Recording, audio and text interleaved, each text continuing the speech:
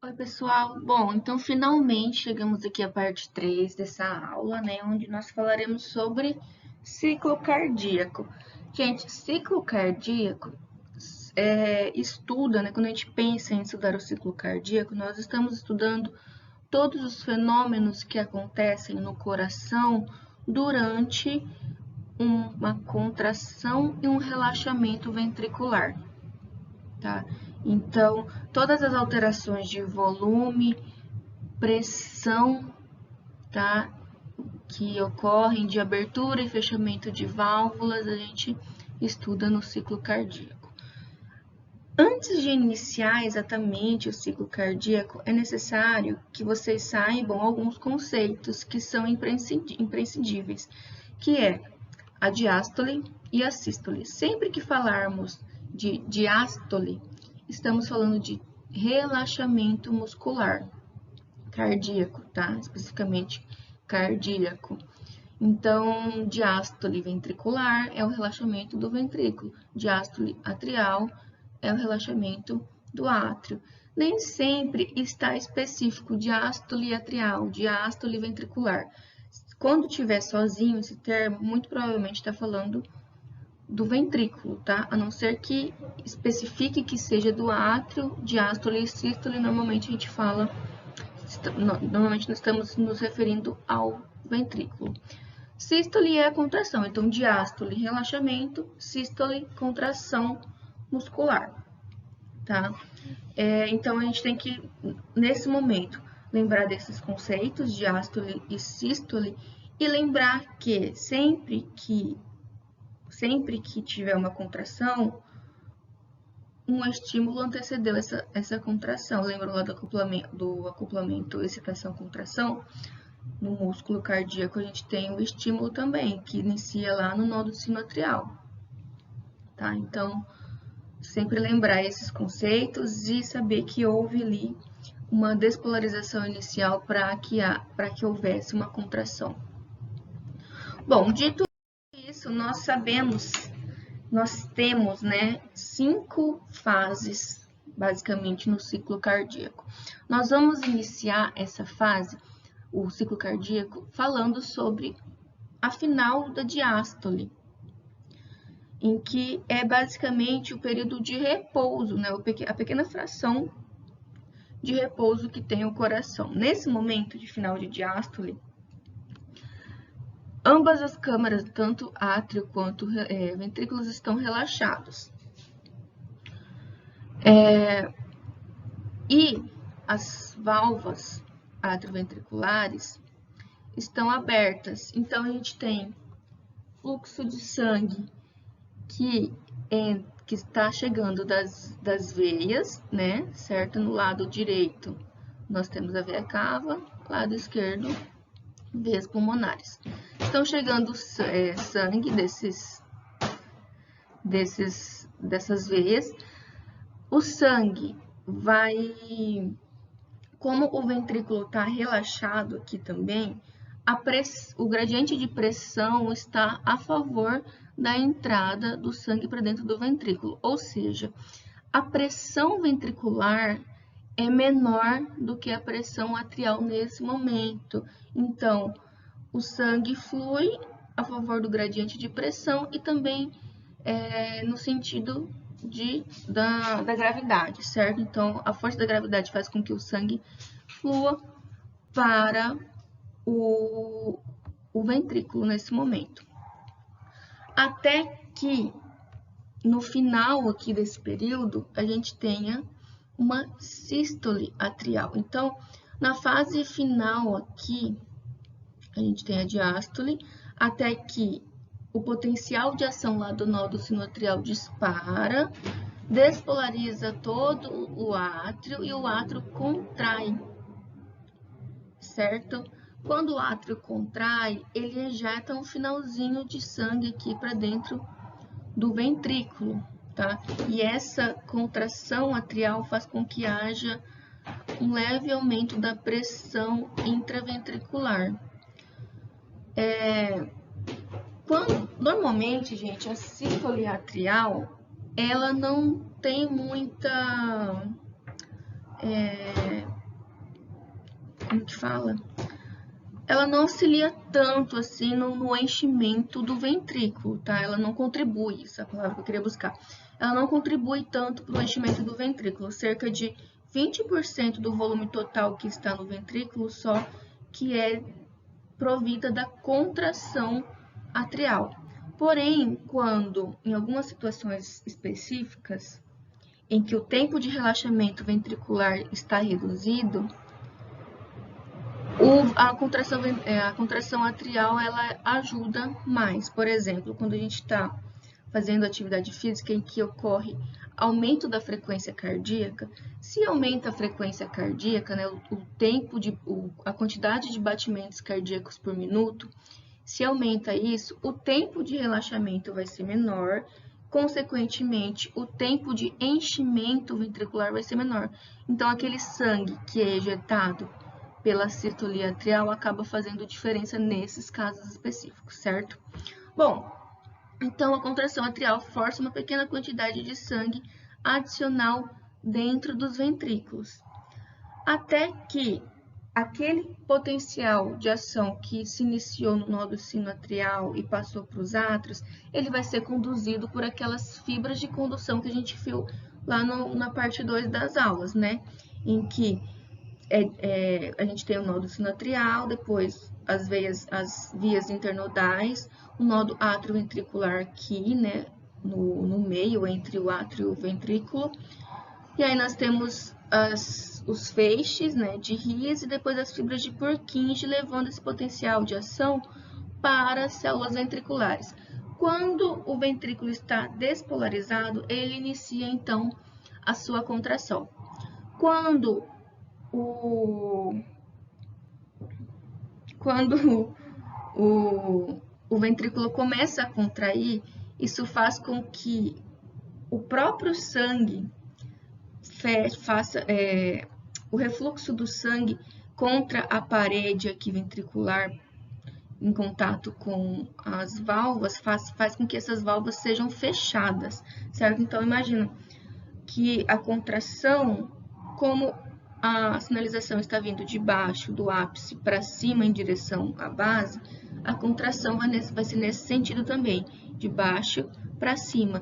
Isso vai comprimir o sangue aqui nessa abertura das válvulas atrioventriculares, fazendo com que essas válvulas se fechem. E aí impede a saída do sangue. Nesse momento, gente, nessa fase 3, além do fechamento das válvulas atrioventriculares, as válvulas semilunares, que são as saídas aqui para as artérias, estão ainda fechadas. Então, todas as saídas em que o sangue poderia escapar estão fechados. E o ventrículo está contraído. Então, nessa fase, nós temos o que nós denominamos de contração ventricular isovolumétrica, ou seja, a gente tem contração, porém não tem mudança de volume de sangue, porque o sangue ainda não está sendo ejetado. Essa fase é importante para aumentar a pressão intraventricular, tá? Então, a primeira fase de contração ventricular empurra as válvulas atrioventriculares e elas se fecham, né? Mas não cria pressão suficiente para abrir as válvulas semilunares. Então, essa contração isovolumétrica não muda o volume, mas vai aumentando a pressão intraventricular, até que essa pressão exceda a pressão arterial. Quando a pressão ventricular exceder a pressão arterial, aí nós teremos o sangue sendo ejetado. Por quê? Porque ele vai do local de maior pressão para o local de menor pressão.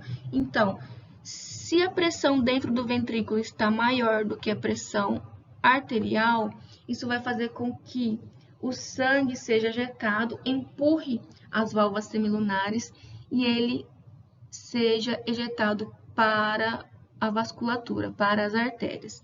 Então, nessa fase de ejeção ventricular, né, então, a pressão ventricular aumentou na fase anterior, na fase 3, certo? Excedendo a pressão nas artérias, as válvulas semilunares, elas cedem a esse aumento de pressão, abrem e o sangue é ejetado. O ventrículo continua contraindo, certo? Aqui iniciou a contração, porém não houve mudança de volume. Aqui ele continuou contraindo, porém como as válvulas semilunares se abriram, o volume está sendo reduzido, porque o sangue está sendo ejetado, tá? Até que, na fase 3 aqui, eu esqueci de falar para vocês, conforme o ventrículo está sendo contraído, aqui nos átrios, lembram lá que ele foi despolarizado aqui, ele começou a despolarizar aqui, certo? A gente teve a contração. Depois da contração, a gente tem a repolarização da célula e relaxamento. Então, aqui na fase 3, enquanto o ventrículo está contraindo de forma isovolumétrica, nós temos o início do relaxamento atrial. E, conforme o átrio vai se relaxando e vai diminuindo a pressão dentro do átrio, o sangue vai começar a fluir das veias para o átrio, assim que a pressão do átrio for menor do que a pressão venosa, tá? Tinha esquecido de falar que isso ocorre na fase 3. Bom, o sangue foi ejetado aqui na fase 4.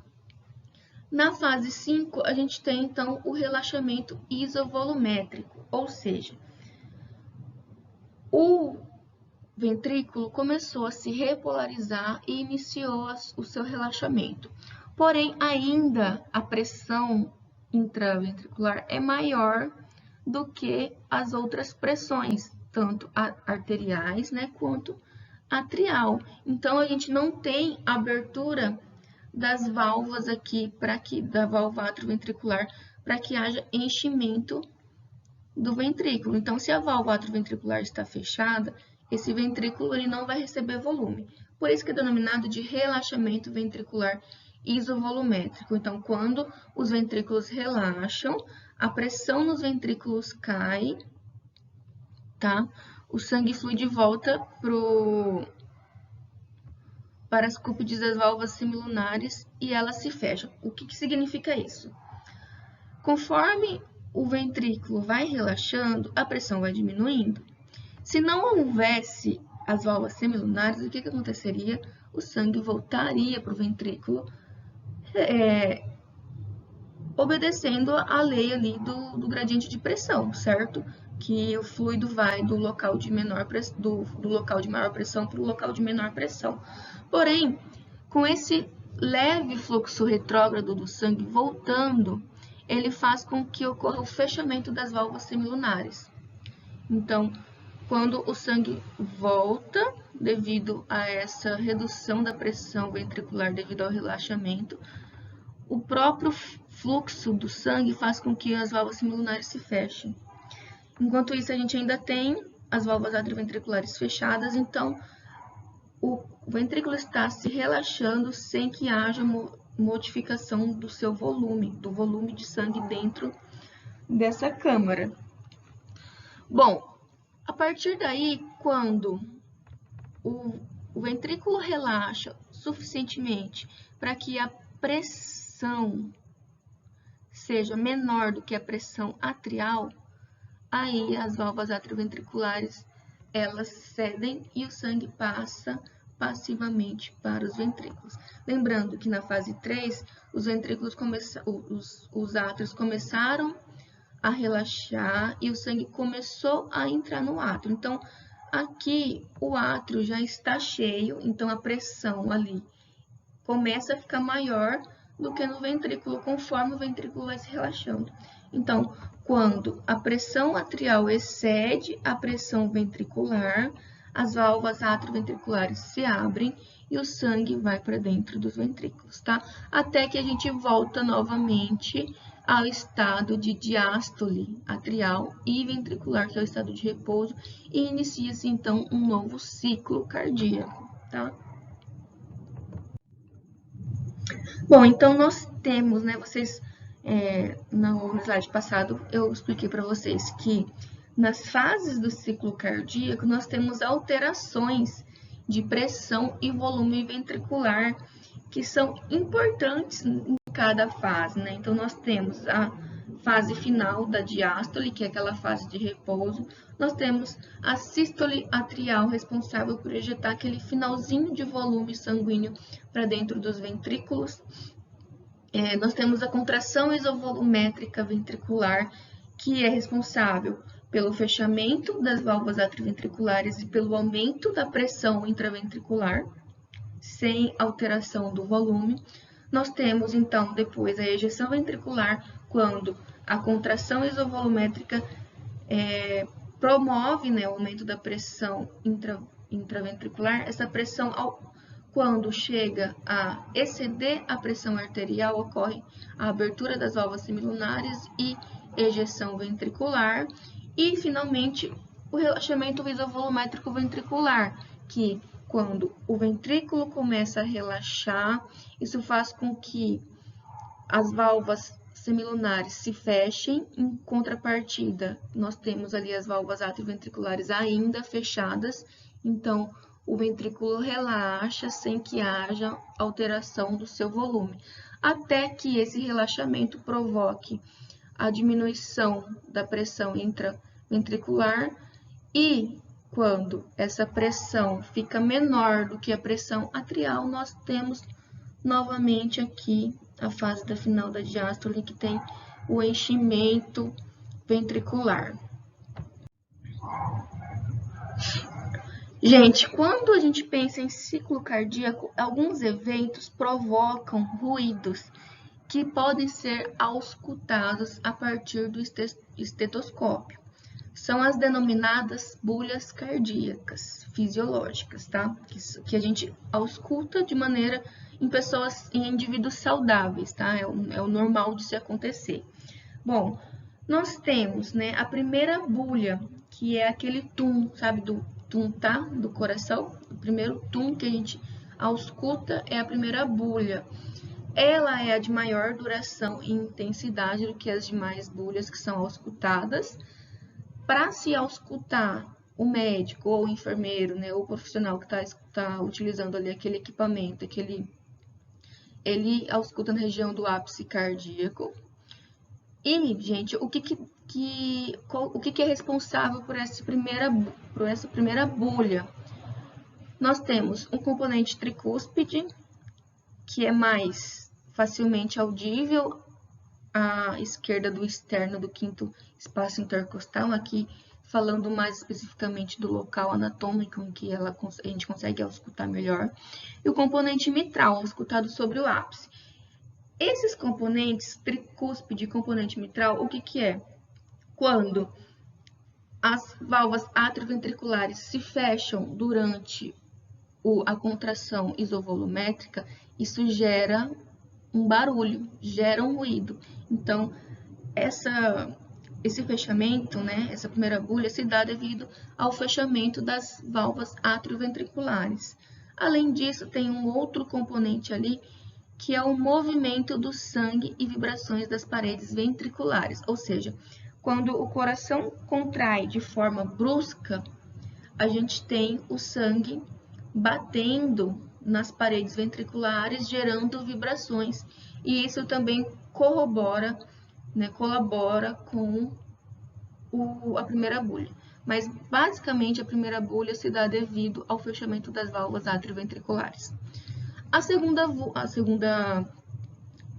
bulha, ela se dá devido ao fechamento das válvulas semilunares. Então, quando a gente tem o relaxamento isovolumétrico do ventrículo, em que a redução da pressão ventricular faz com que tenha o fechamento das válvulas semilunares, né? Naquela fase, nós temos, então, a segunda bulha. A gente consegue escutar a segunda bulha, que é devido ao brusco fechamento das válvulas semilunares. Nós temos o componente pulmonar, que seria, né, o fechamento da válvula semilunar pulmonar, e o componente aórtico, que seria o fechamento da válvula semilunar aórtica. Tá? Aqui eu coloquei o local anatômico que dá para se auscultar, só a nível de curiosidade para vocês. Então, Nosso primeiro tum, quando a gente escuta o coração batendo, é devido ao fechamento da válvula atrioventricular. E o segundo, a segunda, né, o tá, tum, tá, esse tá é devido ao fechamento das válvulas semilunares. Nós temos uma terceira bulha, gente, que pode ser auscultada devido à vibração produzida nas paredes ventriculares pela alta velocidade de sangue durante a fase de enchimento rápido. Essa fase de enchimento rápido, gente, eu vou explicar mais pra frente, é durante ali a fase logo quando a válvula atrioventricular se abre, a gente tem o enchimento ventricular, tá? Eu vou explicar mais pra frente. Mas, então, a gente pode auscultar nessa fase uma terceira bulha e ela é detectada mais facilmente em indivíduos jovens. E tem uma terceira bulha que é fisiológica devido à sístole atrial e ela é mais auscultada em crianças. Mas as principais são a primeira e a segunda bulha, tá? Bom, então nós temos, né, voltando lá nas fases, nós temos a fase final da diástole, que é aquele período rápido de repouso, né, onde nós temos átrios e ventrículos relaxados. Lembrando que nessa fase, gente, nós temos uma pressão baixa no ventrículo, certo? Lembram lá que o átrio tá relaxado já fazia um tempo e o sangue está chegando da veia para o átrio. Ele vai se enchendo porque as válvulas atrioventriculares ainda estão fechadas. Quando a válvula atrioventricular se abre, nós temos um grande gradiente de pressão. A pressão ventricular está muito abaixo em relação à pressão atrial. Então, acaba que o ventrículo exerce uma função ali de sucção daquele sangue que está vindo dos átrios e das veias, tá? Então, se dá um enchimento passivo do ventrículo.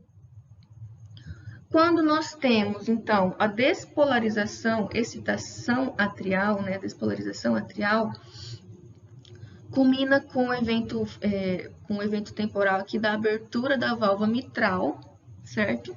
E aí nós temos a contração atrial e o término do enchimento ventricular. Então, o enchimento ventricular termina com a contração atrial.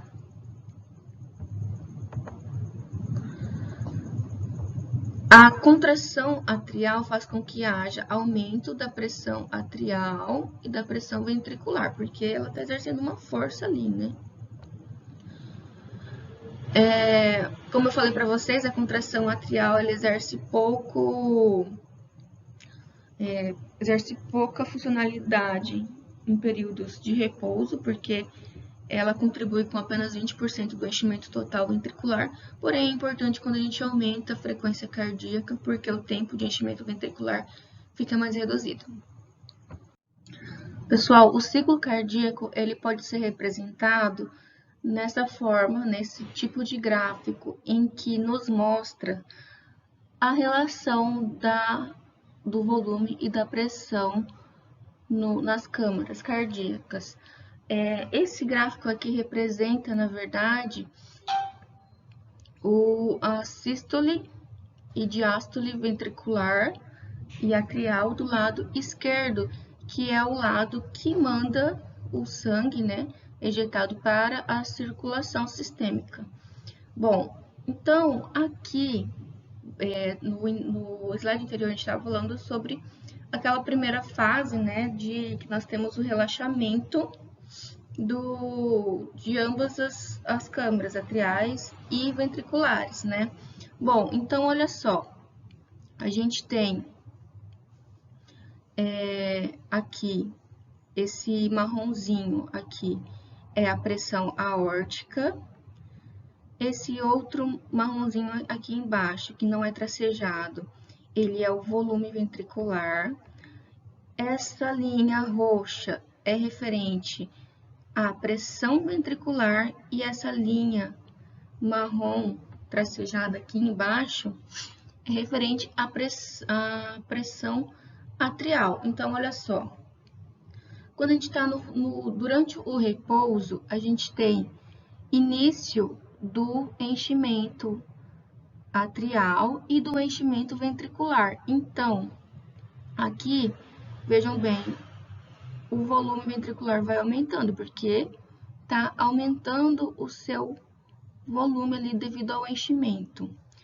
Porém, a pressão ventricular, ela, conforme vai enchendo de volume de sangue, ela vai aumentando, mas é pouco. Vejam só, a pressão ventricular está muito abaixo da pressão aórtica, por isso que ainda a válvula aórtica está fechada, aquela válvula semilunar. Quando a gente tem aqui a sístole atrial nessa fase, a gente tem, então,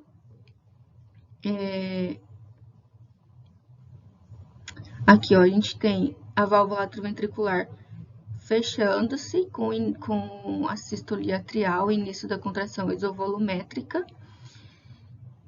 E aqui a gente tem o ponto máximo de volume ventricular. Por quê? Quando a válvula atrioventricular se fecha, a gente não tem mais entrada de sangue, tá? Então, esse é o volume máximo de sangue que pode chegar ao ventrículo dentro de um ciclo cardíaco. Esse volume máximo é denominado de volume diastólico final, porque ele ocorre nessa fase de diástole final do ventrículo, tá? Então, a gente tem aqui, nessa fase de sístole atrial, o enchimento do ventrículo, a sístole atrial e o fechamento da válvula atrioventricular. Bom, depois a gente tem a contração isovolumétrica ventricular, né? Onde aquele potencial de ação que foi inicialmente propagado a partir do nódulo sinoatrial, ele foi conduzido para todas as outras fibras de condução até chegar ao ventrículo, despolarizando o ventrículo. Com a despolarização ventricular, nós temos a sístole ventricular e o fechamento da válvula mitral, que é aquilo que a gente viu anteriormente, né? Então, sístole ventricular e fechamento da válvula mitral, ainda também tem a válvula semilunar está fechada, então a gente tem a contração isovolumétrica, sem alteração do volume, ainda a gente tem aquele volume diastólico final inalterado. Isso aqui, complexo QRS, é em relação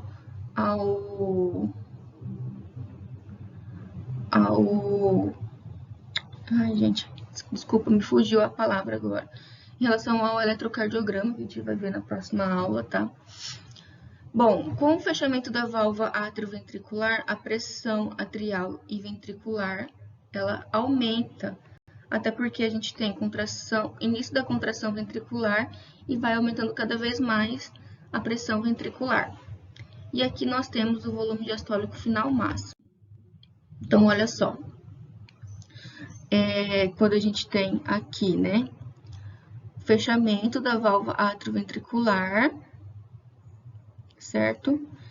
E, ó, vejam só, o volume ventricular nessa fase de contração isovolumétrica não se altera.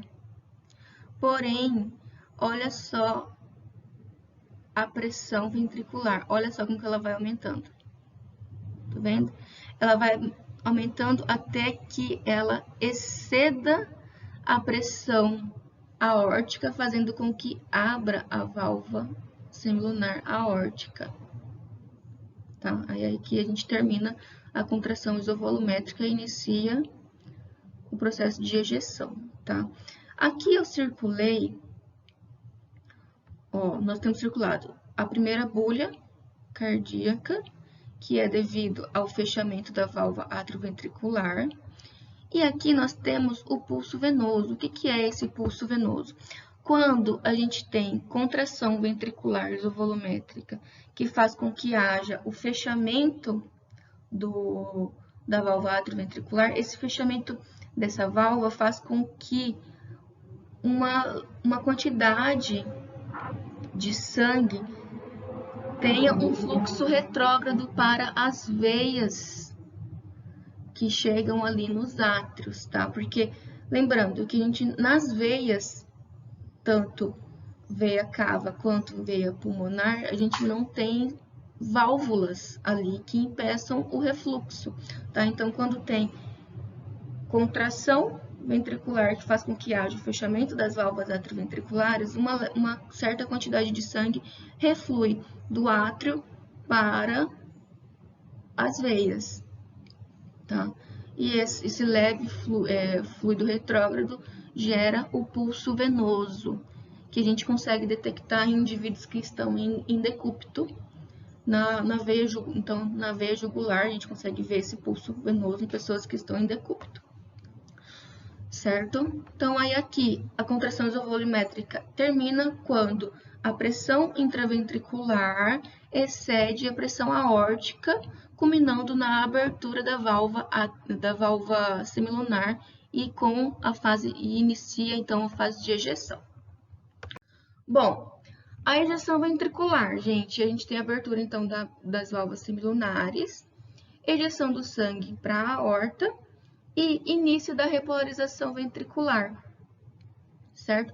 Com a repolarização ventricular, a gente tem o início do relaxamento ventricular, fazendo com que haja o fechamento da válvula semilunar e terminando então a fase de ejeção, tá? Quando as válvulas semilunares se fecham, para de ejetar, o ventrículo para de ejetar, até porque ele não está mais contraindo, né? Bom, então, as válvulas semilunares se abrem quando a pressão intraventricular excede a pressão aórtica, e aí o fluxo sanguíneo, ele obedece àquela lei de sair do local de maior pressão para o local de menor pressão. Nessa fase de ejeção para a aorta, é a fase que nós temos a maior pressão arterial, a pressão máxima, que é a pressão que a artéria recebe devido à sístole ventricular. Essa pressão arterial máxima é o que nós conhecemos como pressão arterial sistólica, tá? É a pressão arterial máxima durante um ciclo cardíaco. Com a repolarização ventricular e consequente relaxamento da fibra muscular ali, do ventrículo, nós temos então redução da pressão ventricular e com isso culminando então no fechamento da válvula semilunar. Quando a válvula semilunar se fecha, uma certa quantidade de sangue ainda fica dentro do ventrículo. Então, daquele volume diastólico final, uma certa quantidade, a maior parte desse volume diastólico final é ejetado, mas ainda fica um restinho ali no ventrículo. Esse restinho que fica no ventrículo ao final da fase de ejeção ventricular é denominado de volume sistólico final. Então, nós temos o volume diastólico final, que é aquele volume máximo que o ventrículo recebeu no final da sua diástole, e o volume sistólico final é aquele restinho de sangue que sobra após uma sístole ventricular, após a ejeção. Então, aqui, ó, nós temos, né, novamente esse gráfico da alça pressão-volume. Quando nós temos, né, quando a válvula aórtica se abre devido à contração ventricular que aumenta a pressão ventricular, nós temos então a fase de ejeção. Durante essa fase de ejeção, o ventrículo ainda está contraindo, então a gente tem ainda aumento da pressão intraventricular. Consequentemente, quando o sangue está sendo ejetado para a aorta, essa pressão ela é passada, ela é transferida também para a aorta. A aorta recebe essa pressão do sangue e, consequentemente, então, a gente tem aumento da pressão aórtica. Aqui nesse pico da pressão aórtica é onde nós temos, então, a pressão arterial sistólica. Quando o ventrículo começa a se repolarizar e ocorre, então, o início do relaxamento, a gente vai tendo a diminuição da pressão ventricular e, consequentemente, quando essa pressão do ventrículo diminui, fica menor que a pressão arterial, então nós temos o fechamento da válvula aórtica, certo? E aí, com o fechamento da válvula aórtica, nós temos, então, o início do relaxamento isovolumétrico, né, na outra fase. Vejam só, nós temos aqui, ó, a segunda bulha, que é desencadeada pelo fechamento da válvula aórtica. Aqui embaixo, nós temos, ó, o volume ventricular. Tá vendo? A gente tinha o volume ventricular máximo, né, o volume diastólico máximo aqui no final da contração isovolumétrica. Com a ejeção do sangue, óbvio, vai diminuir o volume de sangue que tem dentro do ventrículo, até chegar aqui no volume diastólico final, que é esse volume de sangue que fica ainda quando tem o fechamento da válvula aórtica. Então, aqui, como eu falei para vocês, esse pico aqui, ó, a pressão arterial sistólica. E nós temos a segunda bulha aqui, tá? Bom, aí, gente, a outra fase é o relaxamento isovolumétrico ventricular. Quando todas as válvulas estão fechadas, né, tanto as semilunares quanto as atrioventriculares, a gente tem o início da diástole ventricular sem alteração do volume ventricular, porque todas as válvulas estão fechadas. Então, com a diástole ventricular e sem alteração do volume, conforme o ventrículo vai relaxando, vai tendo, então, diminuição da pressão intraventricular. Quando, em conjunto com esse fenômeno, né, a gente tem aumento da pressão atrial devido ao retorno venoso, ou seja, o átrio ele já estava relaxado, né, algumas fases atrás, então ele estava recebendo sangue. Conforme ele vai recebendo sangue, vai aumentando a pressão atrial ali, conforme ele vai se enchendo, certo?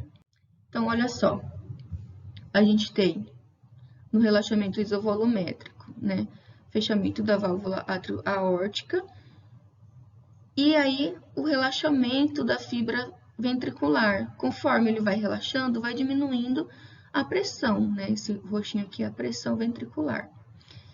E nós temos um leve aumento da pressão atrial devido a... Aqui não tem o volume atrial, mas devido ao aumento do volume atrial, a gente tem aumento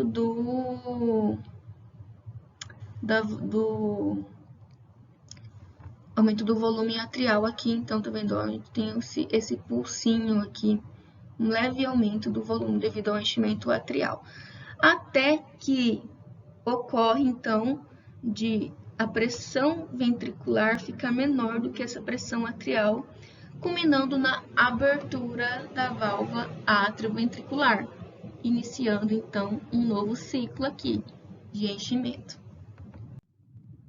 Tá? E aí, quando a gente tem, então, a abertura da válvula mitral, mais especificamente da mitral, porque a gente está falando do lado esquerdo, né? Mas é a abertura das válvulas atrioventriculares, nós temos, então, um enchimento rápido dos ventrículos. Por que é um enchimento rápido? Porque tem um grande gradiente de pressão, né? Lembram lá que a gente tem um átrio cheio, então, uma pressão maior ali nos átrios, e o relaxamento do ventrículo, culminando na diminuição da pressão ventricular. Então, aumento da pressão atrial e diminuição da pressão ventricular faz com que nós tenhamos um grande gradiente de pressão. Então, quando a válvula mitral se abre, a gente tem um rápido enchimento dos ventrículos, né, uma rápida passagem de sangue devido a esse grande gradiente de pressão. Conforme o ventrículo vai se enchendo, a diferença de pressão vai se reduzindo, porque conforme o ventrículo vai enchendo, ele vai aumentando aos poucos a pressão ali.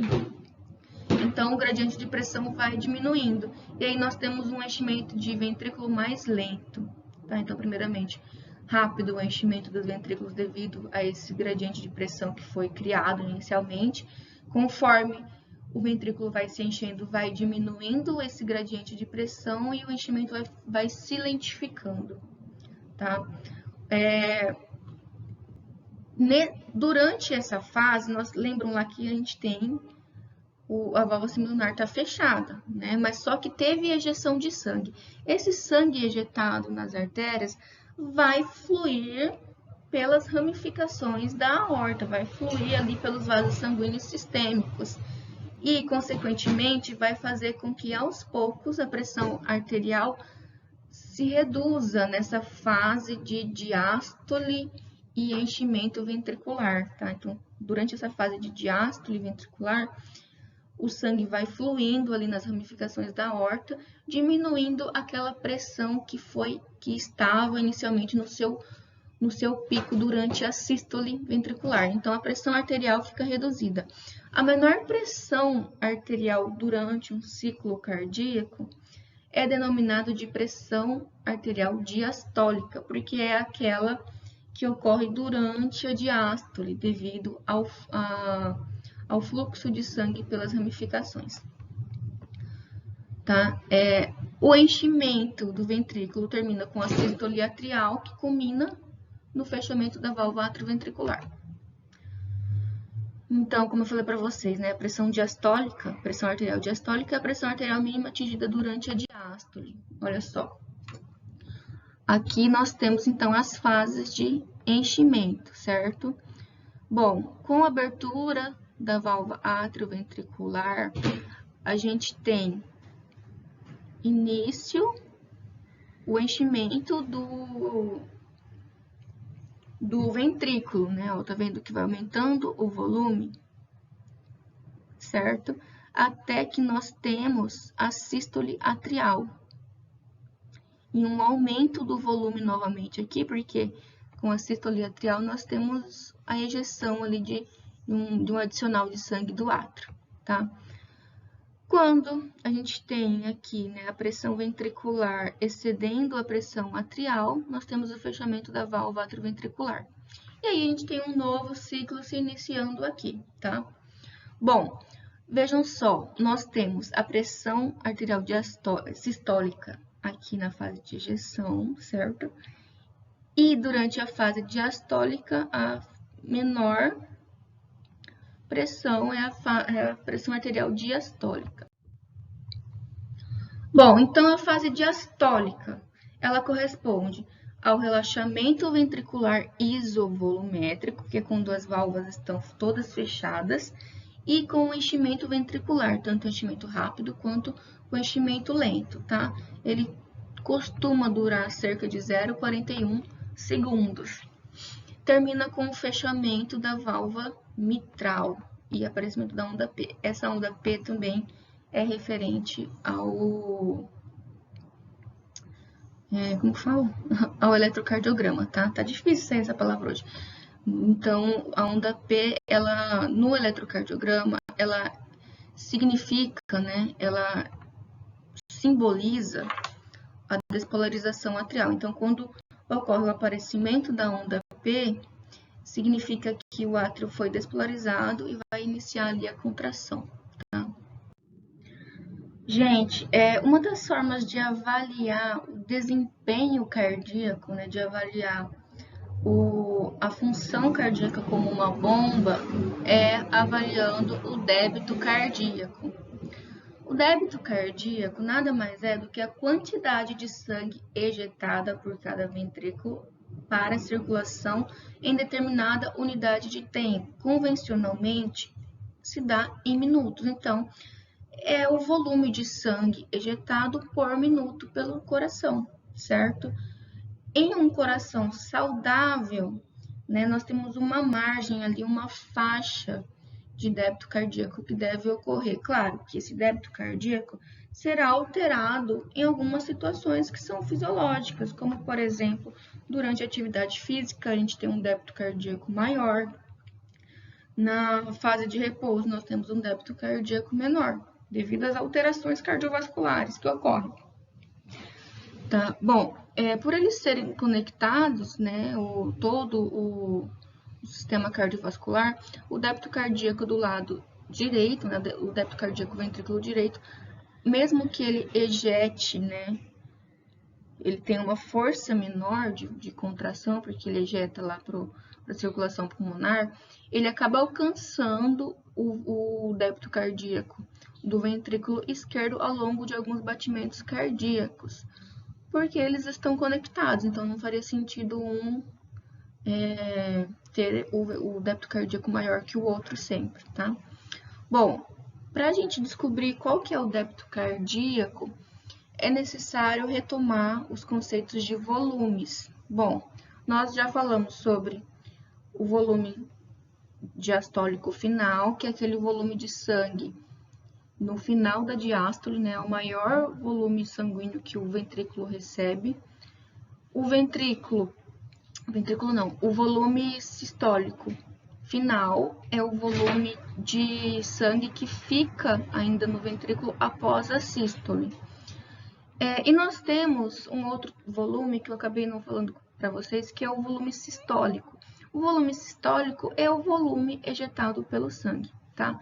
Então, nós temos que o volume sistólico seria a diferença do volume diastólico final, que seria aquele volume total, menos o volume sistólico final, que é o volume que ficou. Então, o volume diastólico final, que é o máximo, menos o volume que ficou, que é o volume sistólico final, nos dá o volume sistólico, que nada mais é do que o volume de sangue que é ejetado a cada sístole, a cada contração. A partir disso, nós conseguimos calcular o débito cardíaco se nós soubermos a frequência cardíaca. O que é frequência cardíaca? É o número de batimentos cardíacos por minuto. Então, se nós sabemos a quantidade de vezes que esse coração contrai e o volume que é ejetado a cada batimento cardíaco, nós sabemos então o débito cardíaco. Tá? O volume sistólico em uma pessoa, em um homem de 70 quilos, que é o nosso homem padrão dos livros de fisiologia, é de 70 a 80 ml, enquanto que o volume diastólico pode chegar a 135 ml, tá? A fração de ejeção é o volume sistólico dividido pelo volume diastólico final, ou seja, é a fração que foi ejetada do volume diastólico final, quanto que foi ejetado, certo? E aí nós temos que o débito cardíaco, ele pode ser modulado se nós modularmos esses volumes, já que ele é o resultado desses volumes sanguíneos, certo? Bom, o volume diastólico final, ele sofre intervenção, ele sofre influência de 3 fatores, basicamente, né? Que é o retorno venoso, que o retorno venoso seria a quantidade de sangue que volta, né? O sangue voltando ali das veias, entrando para os átrios e, consequentemente, entrando no ventrículo. Então, quanto maior o retorno venoso, maior vai ser a quantidade de sangue que vai chegar no ventrículo, certo?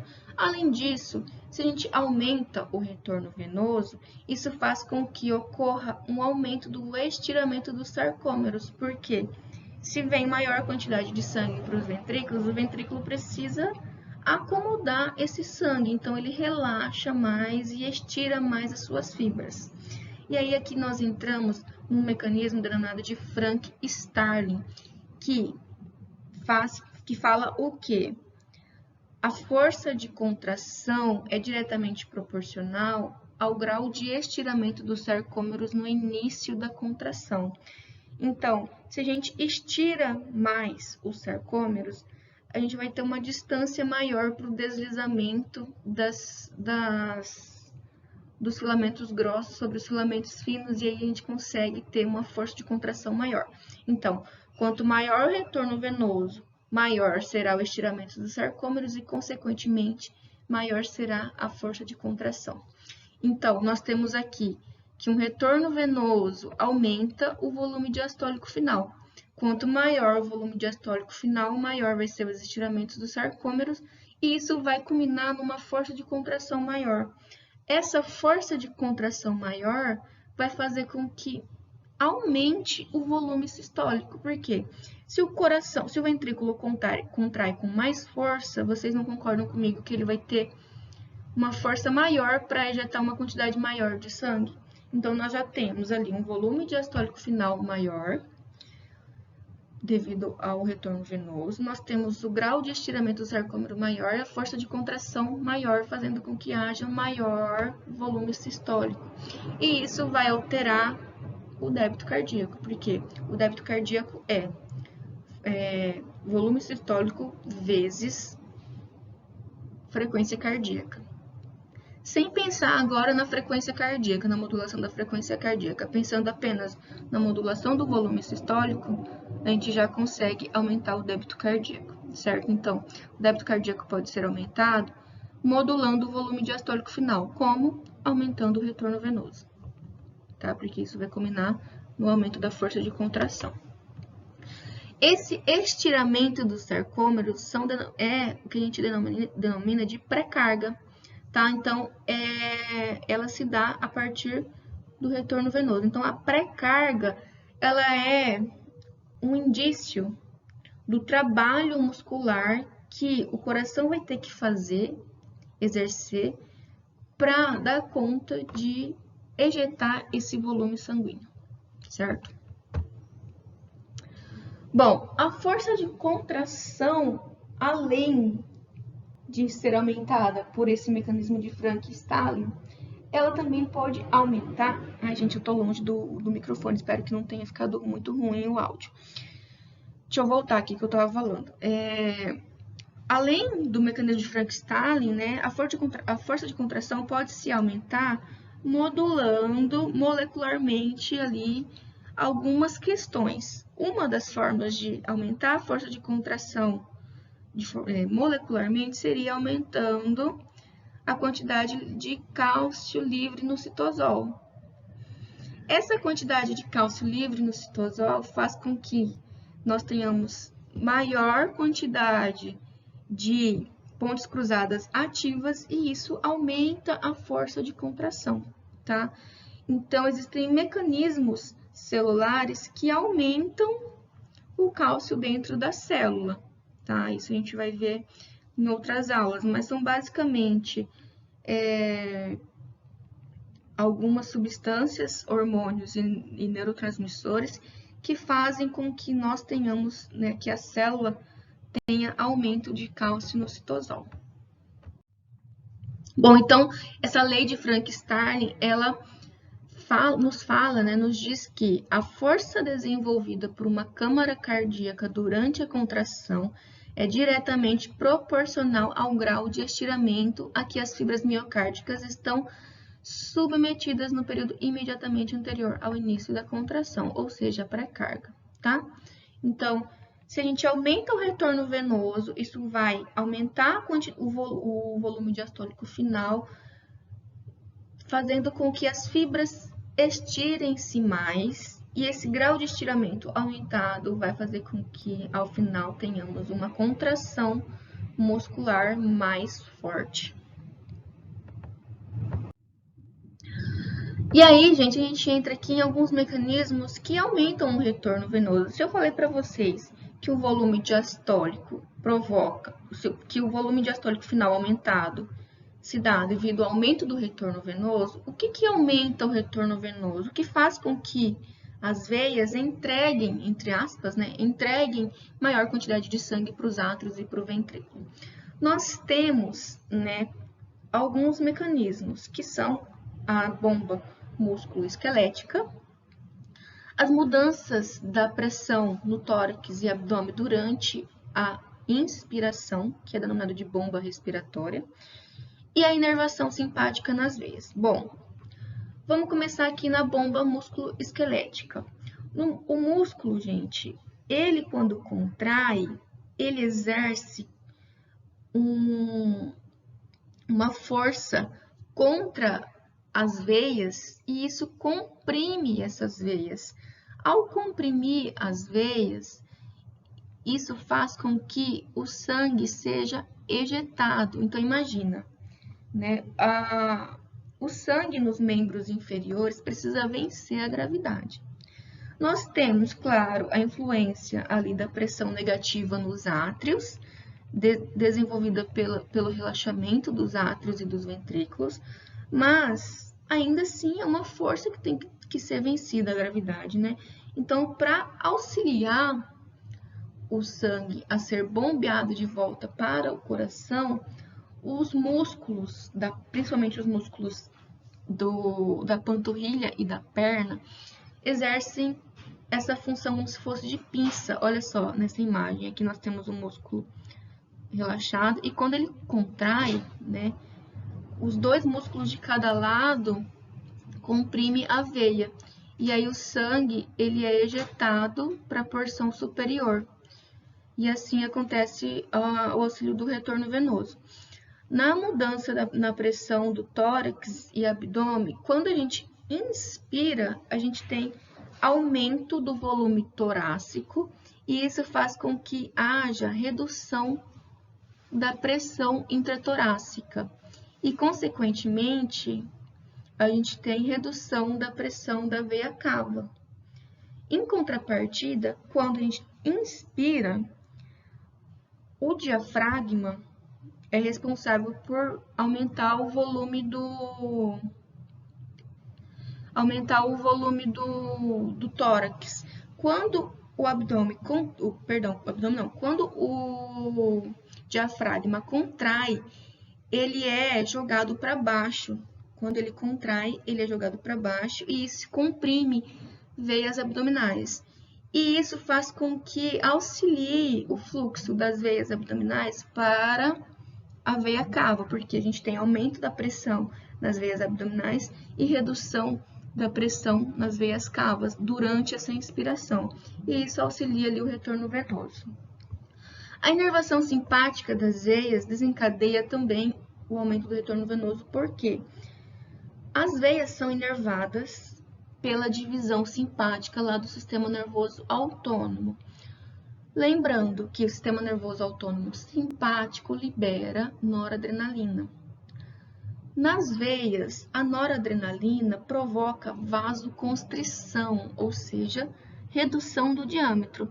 Quando as veias são comprimidas devido à vasoconstrição, isso faz com que o sangue também seja ejetado novamente. Olha só que interessante. Aí aqui, gente, existe um mecanismo nas veias que auxiliam esse retorno venoso. Por quê? Na veia nós temos válvulas que impedem o refluxo. Assim como nós temos as válvulas pulmonares, atrioventriculares que impedem o refluxo do sangue lá no coração, nós temos aqui válvulas que impedem o refluxo do sangue nas veias. Então, depois que o sangue passa por uma porção para uma porção seguinte da veia, ela não volta para a porção anterior onde ela estava. Então, aqui, ó, nesse exemplo, nós temos uma bomba musculoesquelética, né? O músculo contraiu, comprimiu a veia, fazendo com que houvesse abertura da válvula venosa aqui. Depois, quando o músculo relaxa, se não houvesse essa válvula, o sangue poderia voltar. Porém, com a válvula, quando o sangue começa a querer voltar de volta para o local de origem, a válvula se fecha, como a gente está vendo aqui.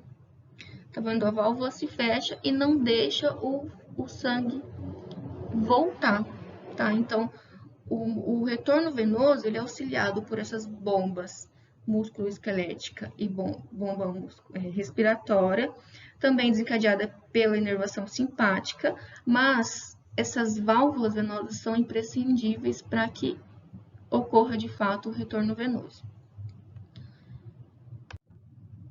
Então, muitas pessoas, por exemplo, que sofrem de inchaço,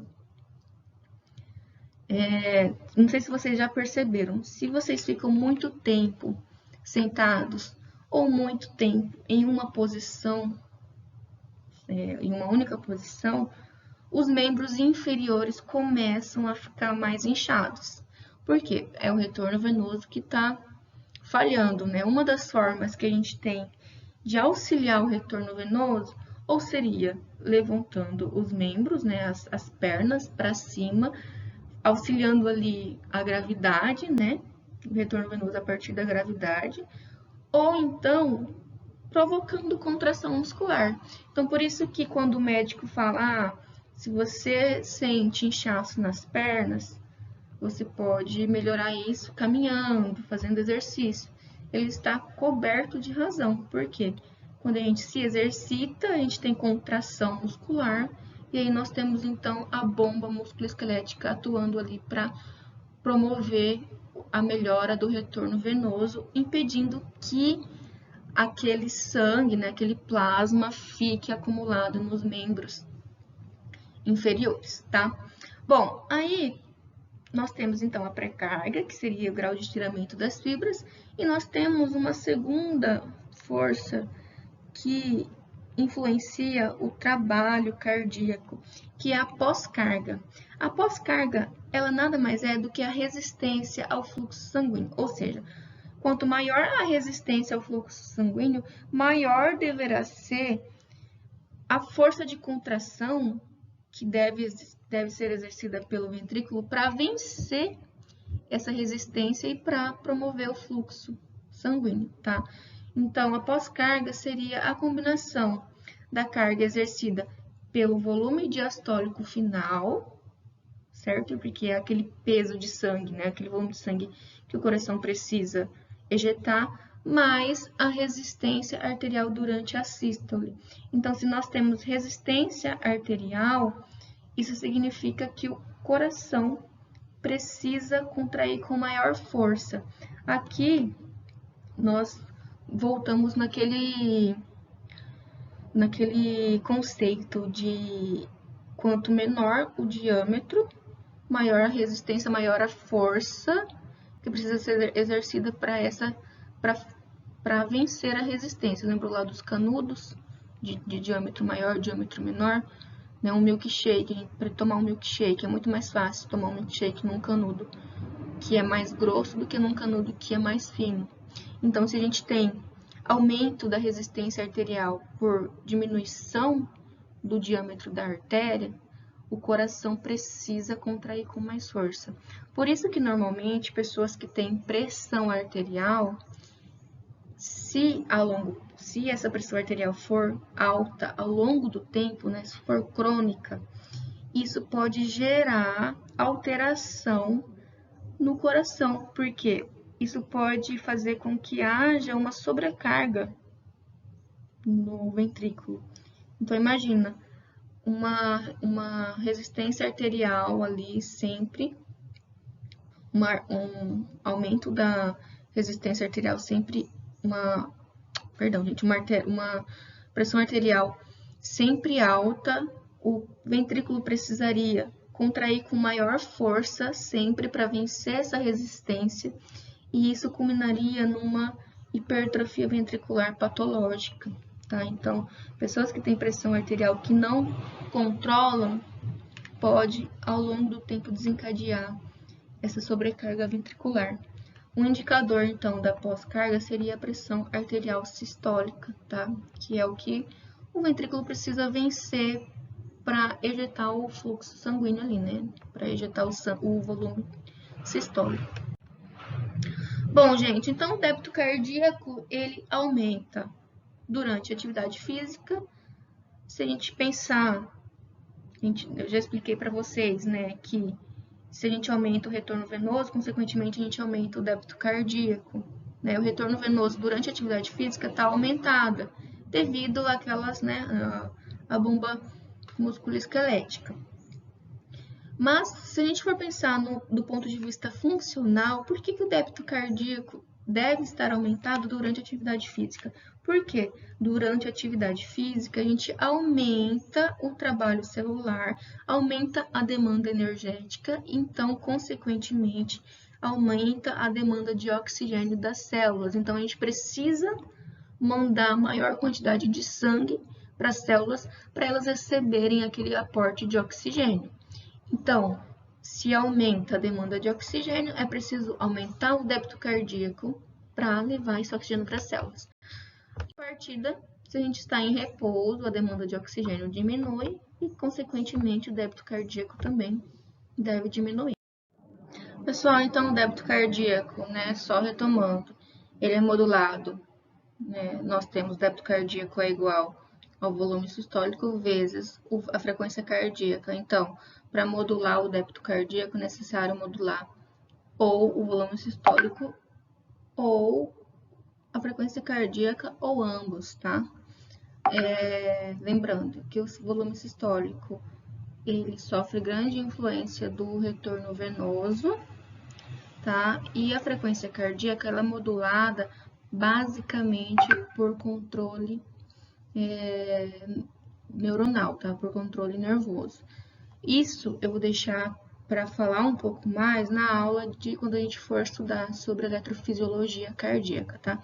Por enquanto, a aula termina aqui, já ficou bastante extensa, ó, deu 1 hora essa terceira parte, tá? Me desculpem por essa aula imensa, mas é que realmente é um assunto mais demorado mesmo, tá? Obrigada pela atenção e até a próxima aula.